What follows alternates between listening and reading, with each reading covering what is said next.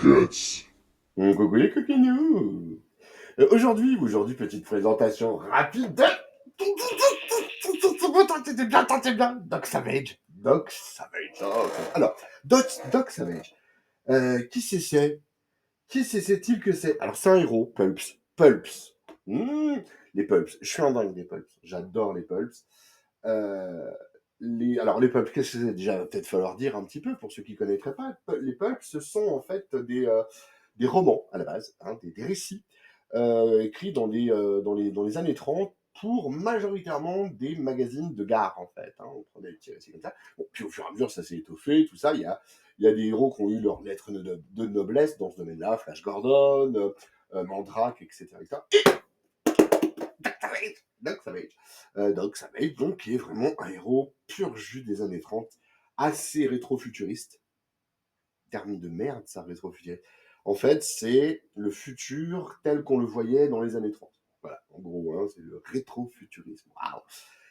Et donc, bah, Néophélis, oh, béni soit-il, ont eu la très bonne idée de publier une intégrale de ce que Marvel a sorti dans les années 70, 75-76 pour l'intégrale 1, il y en aura une deuxième en fin d'année. Et donc, c'est... Oh, qu'est-ce que c'est bien! À l'origine, c'était publié dans les pages, dans les plages, dans les pages du magazine La Planète des Singes, dans les années 70. Hein. Bon, ça fait vieux, ça fait vieux. Et donc, on va suivre les aventures de ce bon vieux Doc. Je vous explique un petit peu après de quoi il en retourne. Écrite par Doug Munch et John Buscema. Voilà, dans ta gueule. Hein. Alors, Doug Munch, je rappelle vite fait, créateur de Moon Knight, de Deathlock, créateur du personnage de Bullock chez Batman. Il a fait du Batman à ne plus savoir qu'en faire. Cet homme-là a fait le récit Batman versus Predator. Pour ça, oh, une statue. Je vous en supplie, une statue.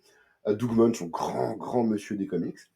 Et au dessin, je vous le donne, Émile, c'est le grand, l'incroyable, le phénoménal John Buscema. John Buscema, Big John, qu'on l'appelle, hein, comme ça.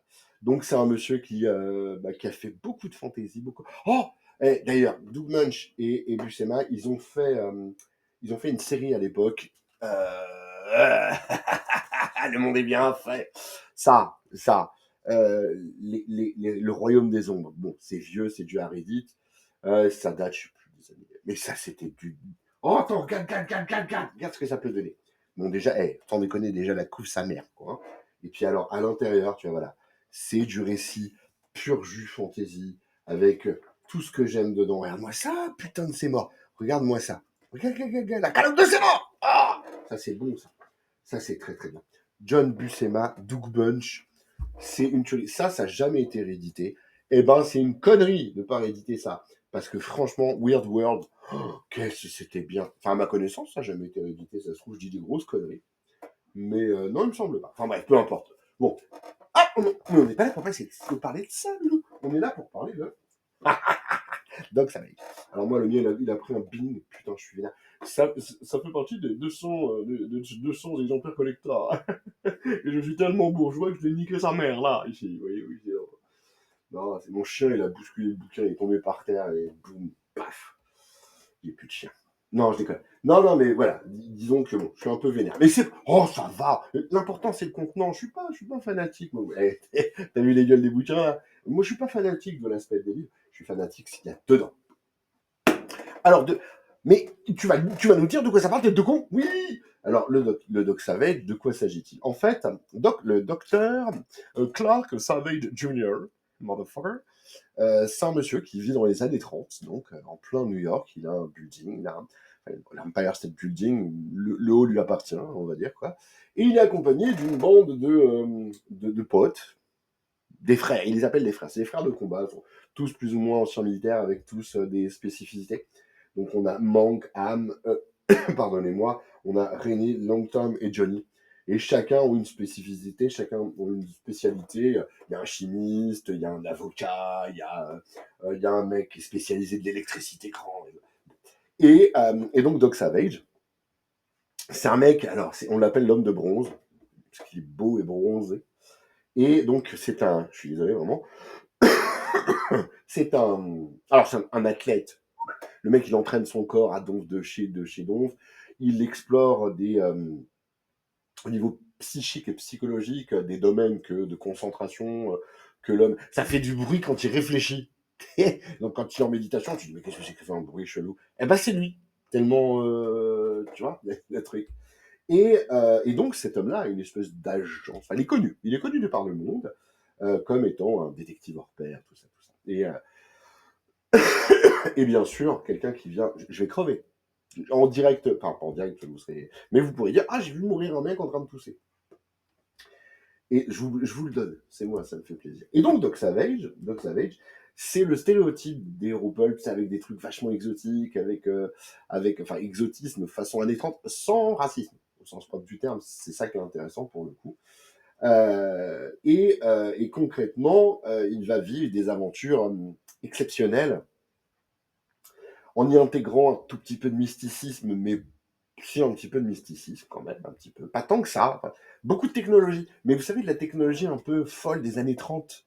Une technologie un peu désuète, en fait. Putain, mais vraiment, quoi. Bougez pas. Hop. Ah ah. Et donc, il va à chaque fois être contacté par un ou une personne qui va dire, ah, mon frère, il a disparu. Ah, mon oncle, il a disparu. Ah, les poils de mon cul ont disparu. Non, pas ça.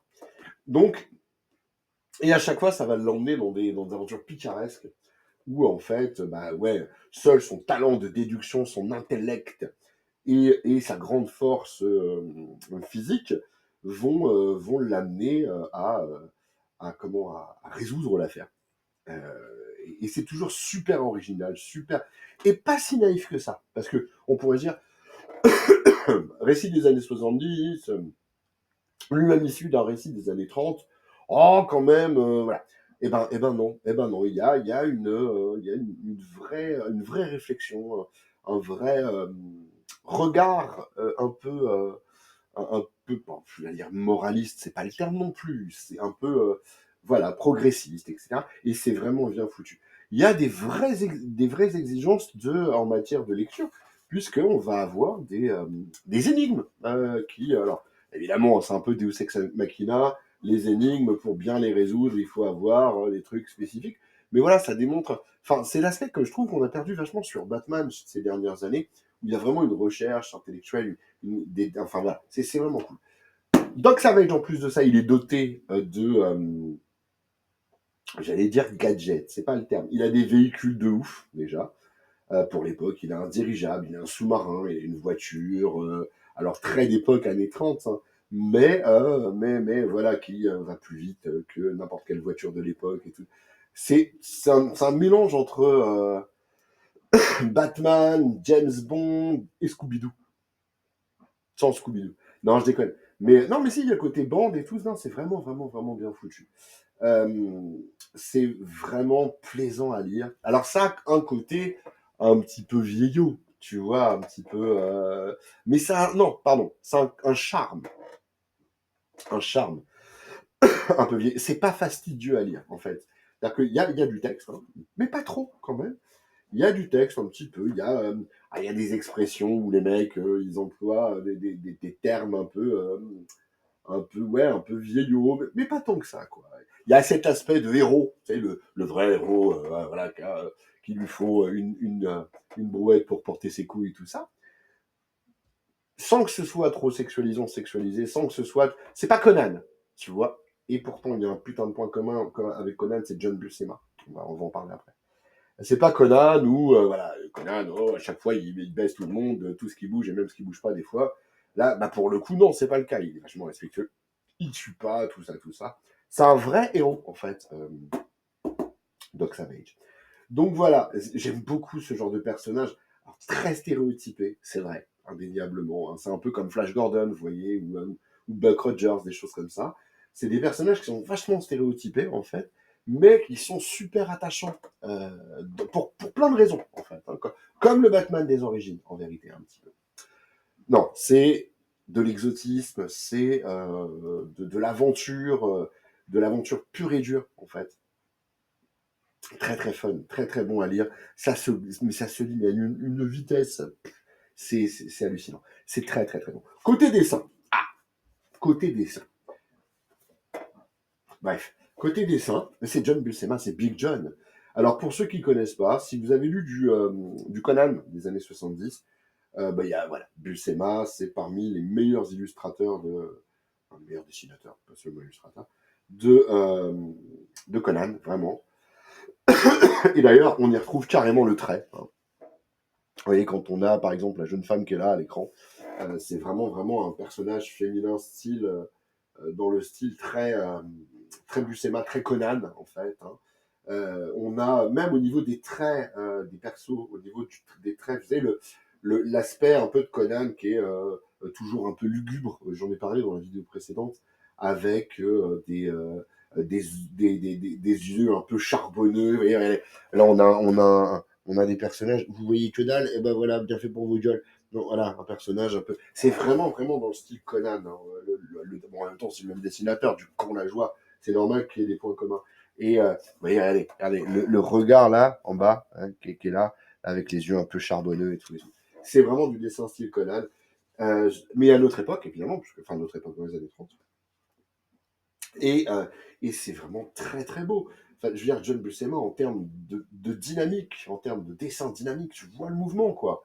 Et, il y avait Kirby, au niveau du mouvement, où quand tu mettais un coup de poing, tu le prenais dans ta gueule quand tu ouvrais la page. Et ben, Buscema, c'est pareil. Quand il y a un mouvement, tu sens le mouvement. Tu sens le vent qui repousse tes cheveux, peu nombreux et pourtant un peu fournis quand même.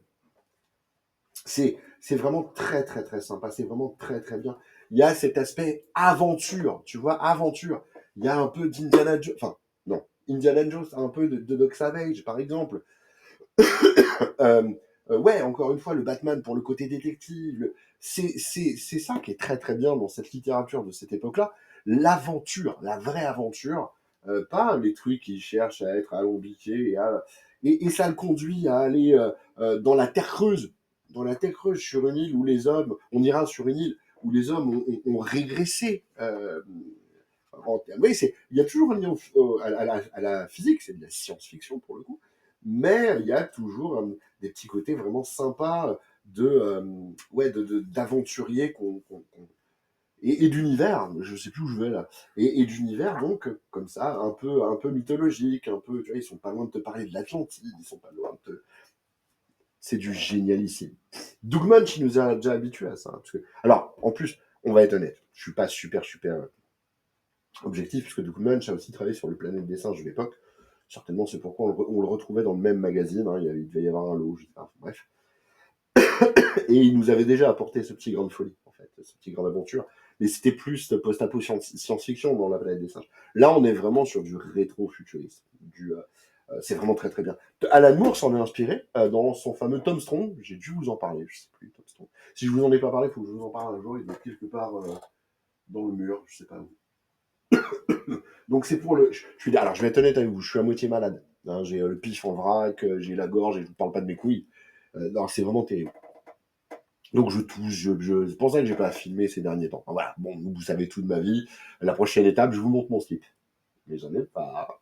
Bref. Donc, le fameux Doc Savage, super bien. Avec des variantes, des couvertures variantes. Non mais s'il te plaît, quoi. Comme à l'époque. Comment ça se fait que j'arrive pas à vous montrer un truc propre? Non, c'est vraiment, vraiment très très bon. C'est publié par Néophélis.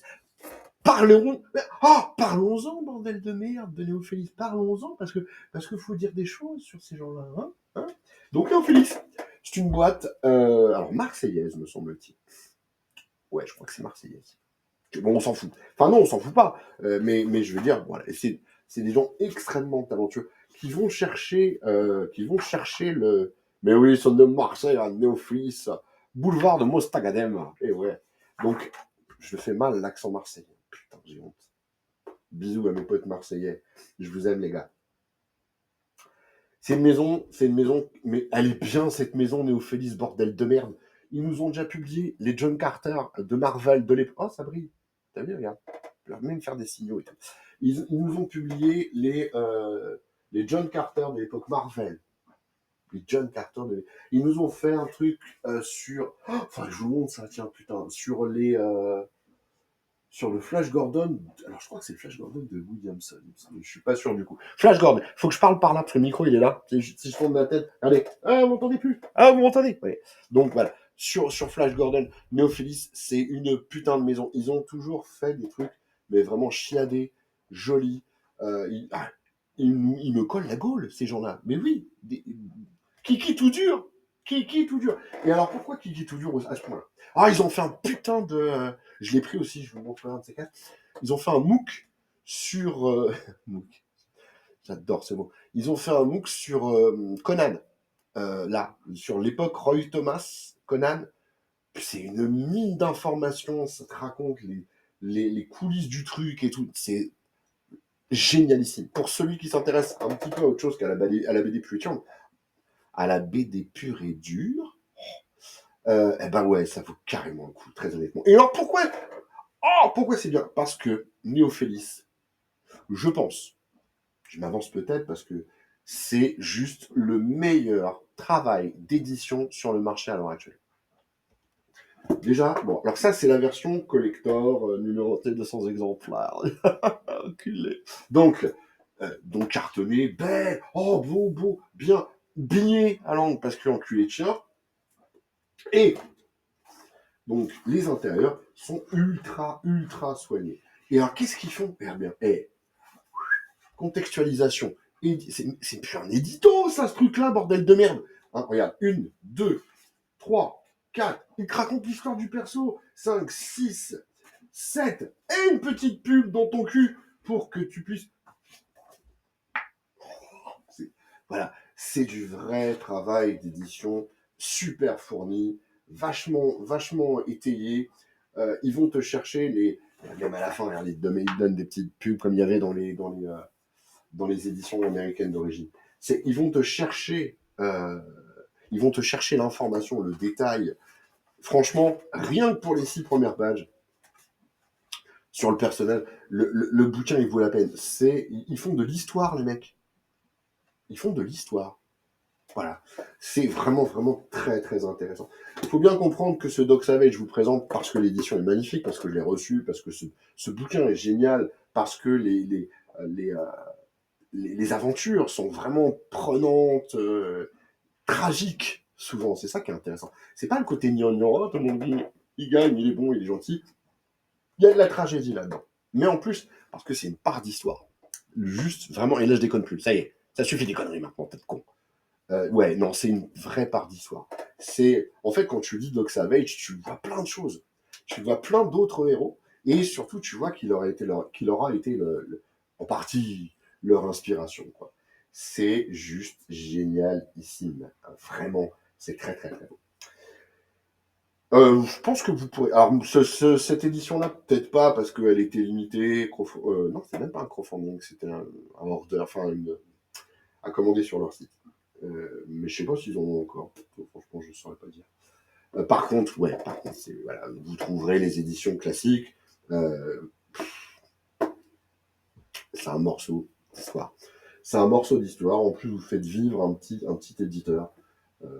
Ouais, très très très bon. Voilà. Voilà pour Doc Savage. Et puis, voilà, tant que j'y suis, des bisous, des bisous, des bisous.